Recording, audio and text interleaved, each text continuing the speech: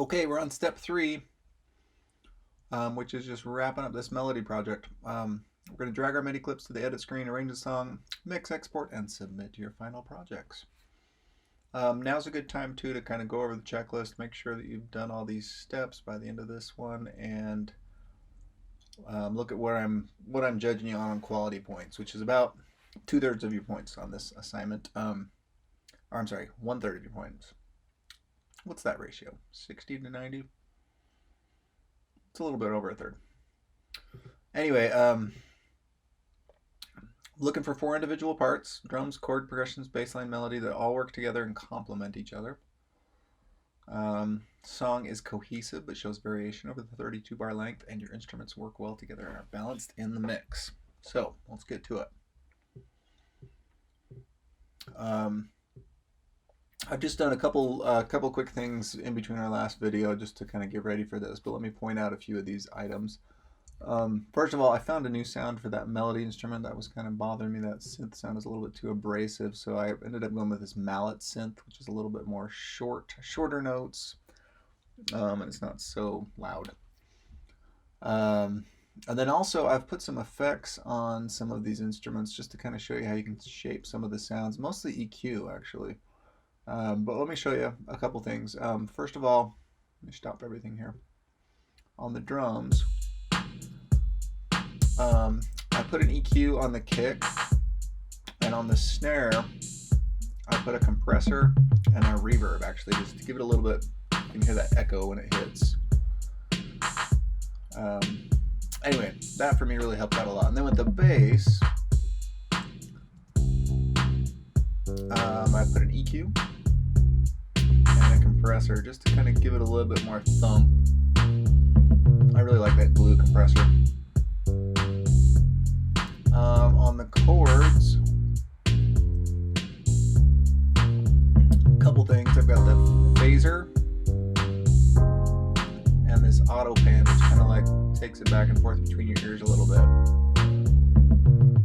So a little bit more movement on that part. And then the melody, waiting for the right time to cue it up. See, it's got a little bit more of a less of a presence, right? And I put some echo on it to really give it some life.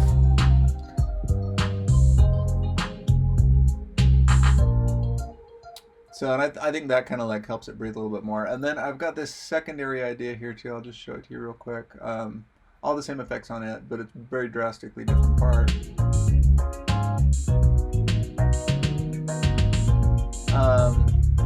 Kind of going for like a more Thundercat approach on the bass, you know, from that Mac Miller song. Got some quick hits, got some big jumps, some fast walking ones.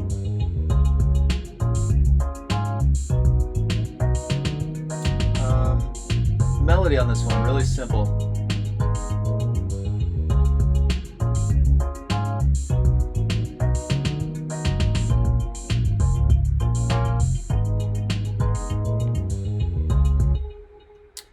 And where I got the melody from is this is just actually the chord that is being played. I just kind of spread out the notes.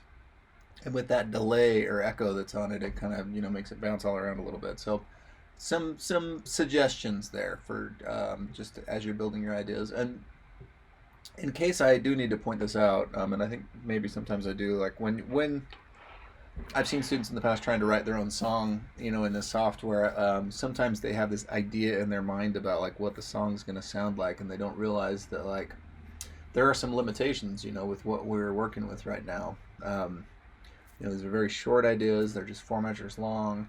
The instruments are all kind of real basic sounding instruments. I'd say, you know, borderline like video game kind of sounds, depending on what you've chosen. And so your songs are going to sound kind of like video game music. They really are, and there's not much you can do about that. There's no vocals, you know, and so if you're thinking that this is going to be like some rock ballad or an acoustic guitar kind of song, it's not going to be that kind of song, right? And that's okay. You know, it's good to have limitations, and it's good to have you know, these narrowed options that we have, and just to be creative with those bounds. So don't think of this as like, oh, this is going to be the, you know, this great death metal song or something like that, because that's really not the tools that we're working with on this, right? So just focus on writing some good chord progressions, some good bass lines, and some good melodies that work together. And maybe it's kind of cheesy sounding, you know. For these, this definitely sounds like video game music for me, but I like it still. It's still fun, right? And who knows what you can do with this? We can definitely build on any of these ideas. So this is like listening to all these parts at the same time is one thing, but when we actually start pulling it onto this screen, we can do a lot more elaborate arrangements. So let's start doing that.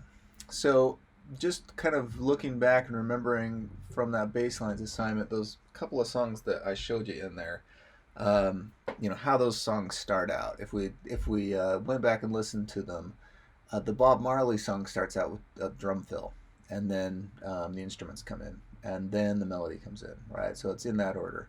If you look at like the Johnny Cash tune, there's a guitar riff that starts on that one first, and then the band comes in. So it's like different from that. It's almost like the melody comes in first in that case.